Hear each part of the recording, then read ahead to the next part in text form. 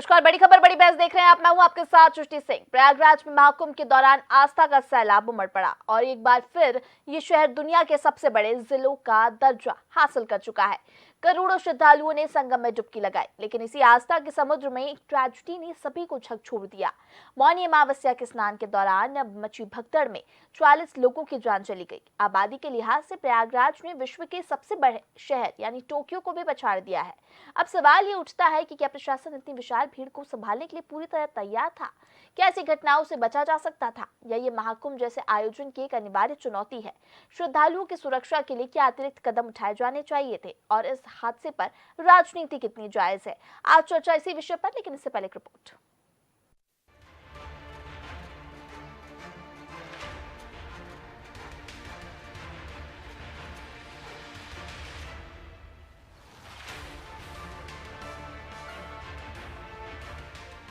महाकुंभ 2025 में एक बार फिर प्रयागराज आस्था का महासागर बन चुका है।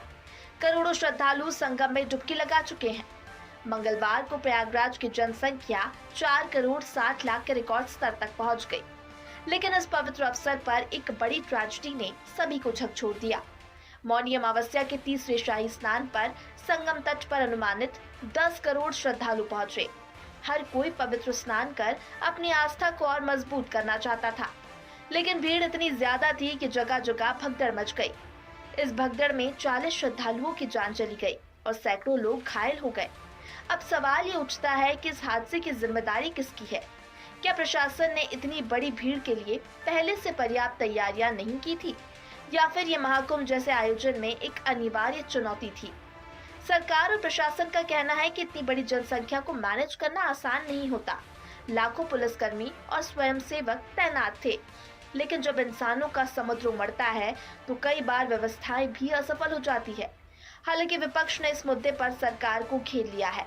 सवाल उठ रहे हैं कि अगर भीड़ का सही पूर्वानुमान था तो अतिरिक्त इंतजाम क्यों नहीं किए गए? क्या पर्याप्त बैरिकेडिंग और ट्रैफिक कंट्रोल सिस्टम नहीं था? लेकिन दूसरी ओर, क्या ये उचित है कि इतनी बड़ी धार्मिक परंपरा को केवल एक हादसे के कारण कटघरे में खड़ा कर दिया जाए? क्या हमारे लिए ये समझना जरूरी नहीं कि 15 करोड़ से अधिक श्रद्धालुओं के लिए सुरक्षा इंतजाम करना प्रशासन के लिए कितनी बड़ी चुनौती थी?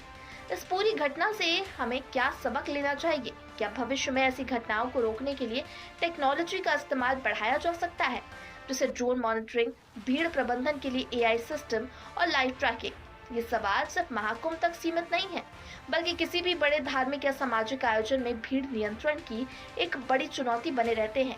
इसलिए हमें केवल प्रशासन को दोष देने के बजाय समाधान की दिशा में सोचना चाहिए।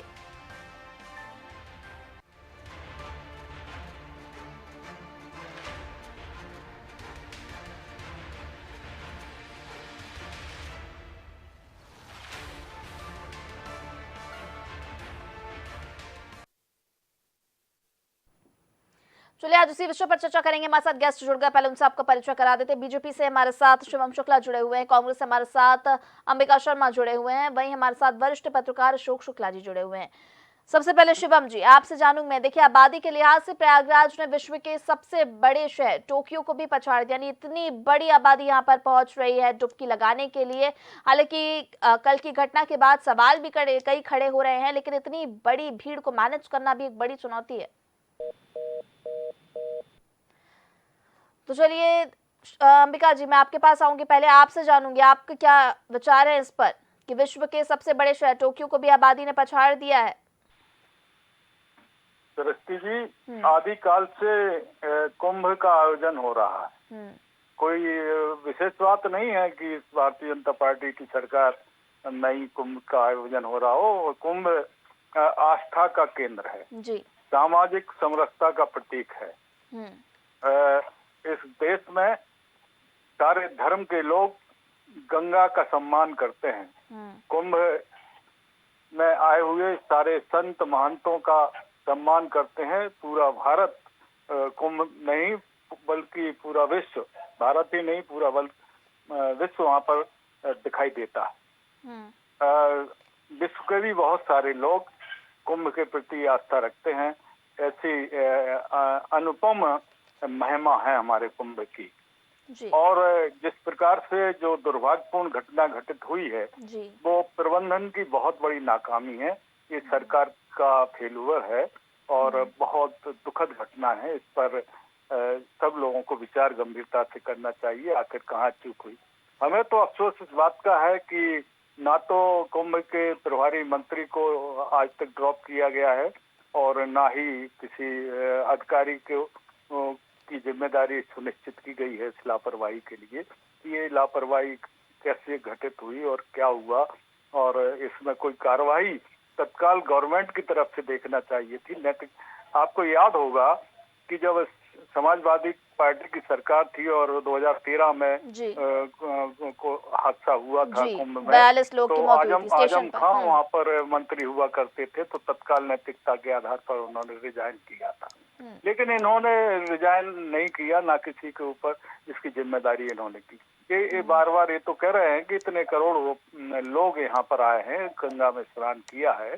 बहुत अच्छी बात है, बहुत अच्छी बात है। इस बात का स्वागत होना चाहिए और लेकिन इसके साथ साथ यह भी बताया जाना चाहिए कि कितने लोग मरे हैं इस कुप्रबंधन की वजह से और इन अव्यवस्थाओं की वजह से या जो भी परिस्थितियां रही हो, दुर्भाग्यपूर्ण परिस्थितियों की वजह से। ठीक है, तो कहीं ना कहीं आप सरकार और प्रशासन से असंतुष्ट है ना अंबिका जी? ठीक आंकड़ा नहीं दिखा दे रही है। 4 करोड़ तो दिखाई दे रही है न संख्या, लेकिन जो कुछ 100 मरे होंगे वो संख्या तो बताए सरकार के कितने लोग मरे हैं। चलिए ठीक है शिवम जी, आपसे जानूंगी मैं। देखिए, विश्व के सबसे बड़े शहर टोक्यो को भी पछाड़ दिया है प्रयागराज ने आबादी के मामले में, और यानी इतनी बड़ी आबादी आ रही है जिसको मैनेज करना एक बहुत बड़ी चुनौती है। और कल की जो घटना घटी उसके बाद से कई सवाल भी खड़े हो रहे हैं, जैसे अंबिका जी कई सवाल सरकार और प्रशासन पर खड़े कर रहे हैं कि इस्तीफा दे देना चाहिए और तमाम बातों का वो जिक्र कर रहे हैं। लेकिन इतनी बड़ी भीड़ को मैनेज करना कितनी बड़ी चुनौती है, आपकी क्या राय है इस पर शिवम जी?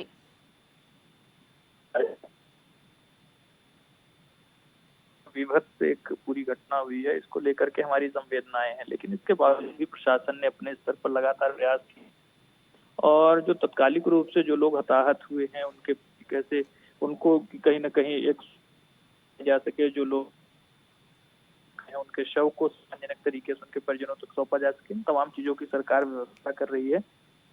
तरीके से हमने हर संभव तरीके से कहीं न कहीं उस पूरी व्यवस्था को सुचारू रूप से संचालित करने का प्रयास किया है, लेकिन उसके बावजूद भी अगर कोई कमी रह गई अथवा स्थिति की वजह से मानव जनित त्रासदी है तो उसके लिए सरकार पूरी संवेदना के साथ लगातार कार्य कर रही है। और महाकुंभ का आयोजन अपने आप में कालजयी रूप में आगे बढ़ रहा था और कुछ विप्लव संतोषी तत्व उसको लेकर के एक अपने तय माइंडसेट के साथ तो एक हर्ष के अवसर के रूप में देख रहे हैं। इन चीजों से बचना चाहिए, नहीं होती है। अपने स्तर पर हमने हर संभव प्रयत्न किए हैं, आने वाले वक्त में भी कैसे सम्मानजनक तरीके से आयोजन को करने का काम हमारी सरकार कर रही है।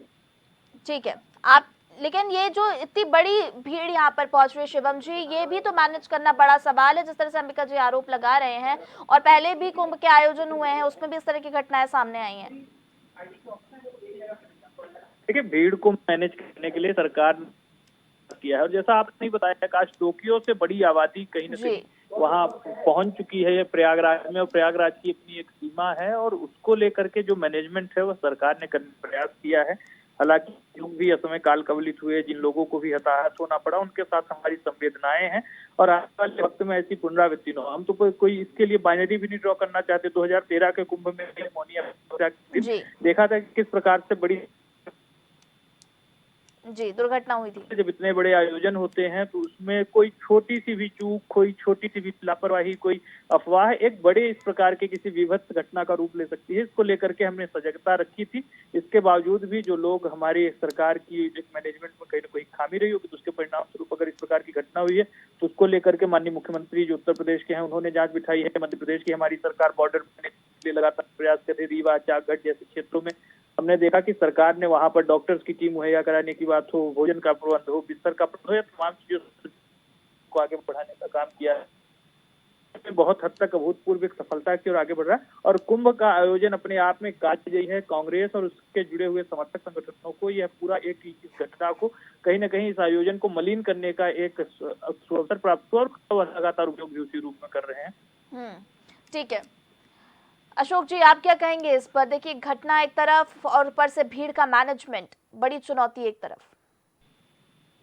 देखिए, भीड़ जो है अकेले धार्मिक आयोजनों में चुनौती नहीं है आपके सामने, बढ़ती आबादी और घटती सुविधाएं। इस देश की अगर कोई सबसे बड़ी समस्या है तो वो यही समस्या है। और फिर जब इस तरह के आयोजन होते हैं, मतलब भारत जो है बड़ा धार्मिक देश है, यहाँ के लोगों की बड़ी धार्मिक आस्था है, और स्वाभाविक है कि जब ये कुंभ हो रहा था और इतने वर्षों के बाद में हो रहा था, बड़ी तादाद में लोग वहाँ पहुंचेंगे। सरकार ने वहाँ पे इंतजाम भी किया था, लेकिन आप कल्पना कर सकती हैं क्या कि जहाँ कल देखिए मौनी अमावस्या पे 3.5 करोड़ लोगों ने स्नान किया, जहाँ एक एक दिन में 3-3 करोड़ 4-4 करोड़ लोग पहुंच रहे हैं, वहाँ आप किस तरह से वहाँ पे आप कितना इंतजाम करेंगे? क्योंकि एक सीमित क्षेत्र है आपका, वो जो भी है 12 किलोमीटर 14 किलोमीटर का जो भी क्षेत्र है वो सीमित क्षेत्र है, और वहाँ पे अगर आप कल्पना कीजिए कि 3 करोड़ 4 करोड़ लोग अगर एक समय पर वहाँ पे इकट्ठे हो रहे हैं तो किस तरह से आप मैनेज करेंगे? हाँ, ये बात ठीक है कि ये जो घटना हुई है ये दुखद है घटना, और अभी तक इसके वास्तविक कारणों का पता नहीं चला है।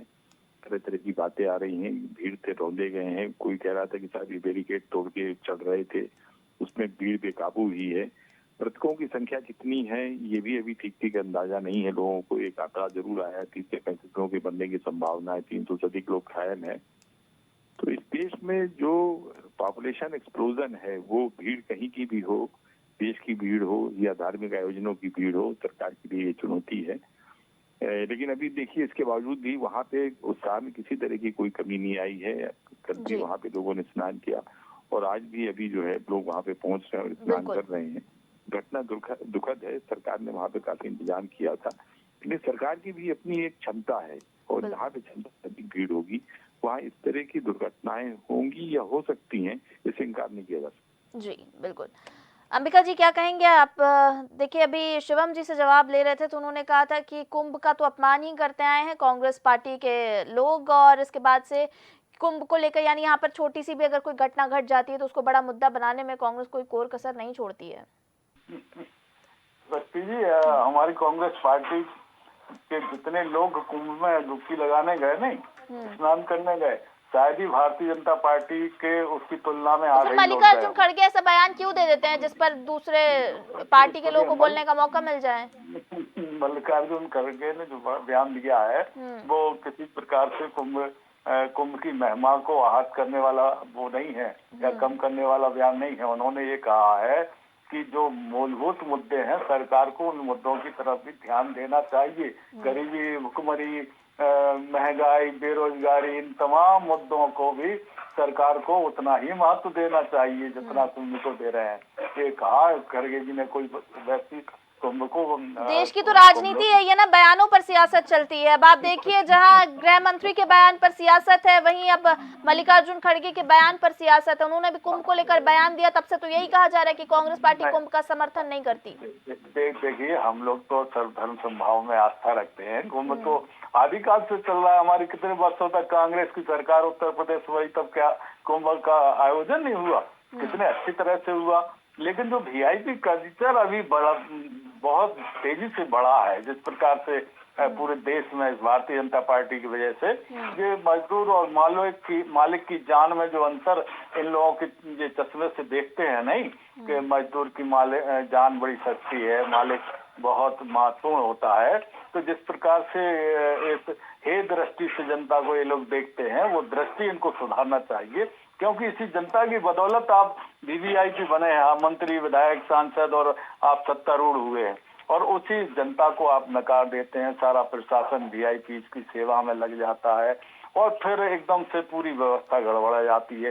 ये तमाम बातें हैं। अभी भी कई परिजन बिलख रहे हैं, लोगों को लोग नहीं मिल रहे हैं, उनके गुमशुदा जो लोग हुए हैं वो नहीं मिल रहे हैं, कई डेड बॉडी की शिनाख्त नहीं हुई है। ये तमाम कुप्रबंधन ही है।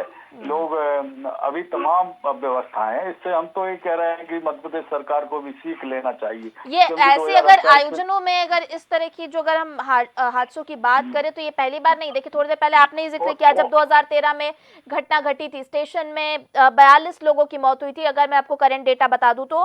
वहीं 2003 में नासिक कुंभ में भी घटना घटी जहां पर 39 श्रद्धालु मारे गए थे और 100 से अधिक लोग घायल हुए थे, और उस टाइम पे तो कांग्रेस की सरकार थी। तो कांग्रेस की सरकार में भी इस तरह की स्थिति सामने आई है।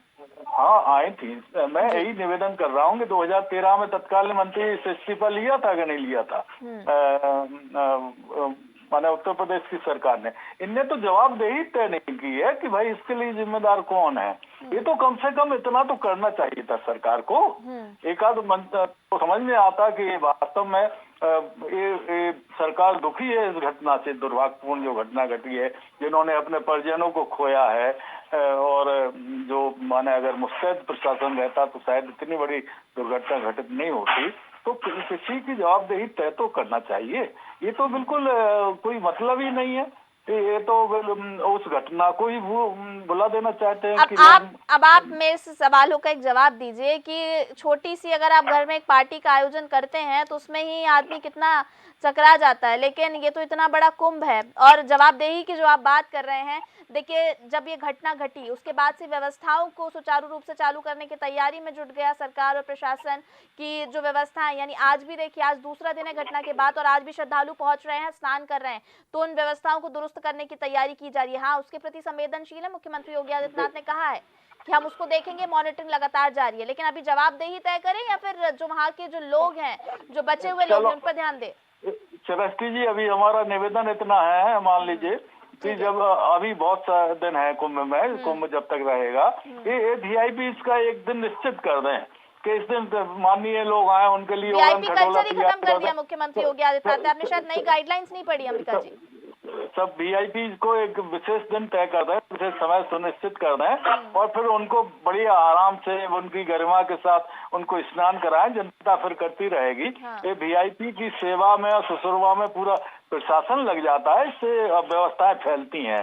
इन लोगों का जो तमाम उद्योगपतियों की सेवा करना, वीआईपी की सेवा करना, विदेशी मेहमानों की सेवा करना और अपने मंत्रीगणों की और ये तमाम लोगों की, केंद्रीय मंत्रीगणों की सेवा में इनका पूरा ध्यान बढ़ जाता है, तो जनता भगवान भरोसे रह जाती है। इतना करें कृपा करके, तो अब बढ़िया सुचारू रूप से कुंभ हमारा निर्विघ्न संपन्न हो जाएगा। एक बहुत बड़ा धार्मिक हमारा आयोजन है, विश्व का सबसे बड़ा आयोजन है, हो जाए बड़ा अच्छा रहेगा। हम कह रहे हैं और 2028 के लिए लोग सीख ले लें, कुछ इससे ही सीख ले लें कि कहाँ गलतियां हुई हैं, तो हमारा मध्य प्रदेश में जो होने वाला कुंभ है उज्जैन में, वो मजा आ जाए, उसमें भी आनंद आ जाए। आप भी जाइएगा स्नान करने। शुभकामनाएं रखते हैं इन लोगों के प्रति। हम दुर्भावना नहीं रखते जैसे ये लोग रखते हम लोगों के प्रति। जिस प्रकार से इनको फोबिया हो जाता कांग्रेस और गांधी परिवार के नाम से, हमें नहीं होता अंबिका जी, लेकिन बयान ही ऐसे आ जाता है। मल्लिकार्जुन खड़गे राष्ट्रीय अध्यक्ष है, वो ऐसे बयान दे देंगे कुंभ को लेकर, तो फिर तो कहीं ना कहीं सवाल तो उठेंगे ही ना। अरे आप देखो, हमारे राजीव गांधी जी ने राम जन्मभूमि का ताला खुलवाया था, कितना माना है, जिस सब किया है और सब कुछ सब पूरा देश जानता है कि हम लोग कितने सनातन को, कितने धार्मिक आस्थाओं को मानने वाले लोग हैं।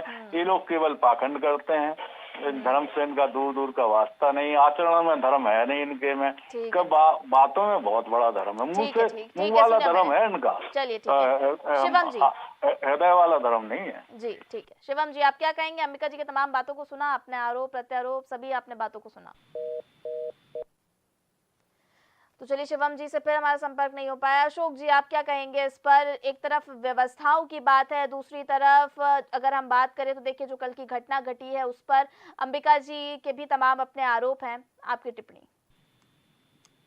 नहीं, अंबिका जी जो कह रहे हैं वो पूरी तरह से उसको खारिज तो नहीं किया जा सकता है। जी बिल्कुल। और ये एक बात सही है कि अब की योगी सरकार ने जो नई गाइडलाइन की है उसमें जो वीआईपी कल्चर है उसको समाप्त करने की बात है। धार्मिक स्थलों में ये नहीं होना चाहिए।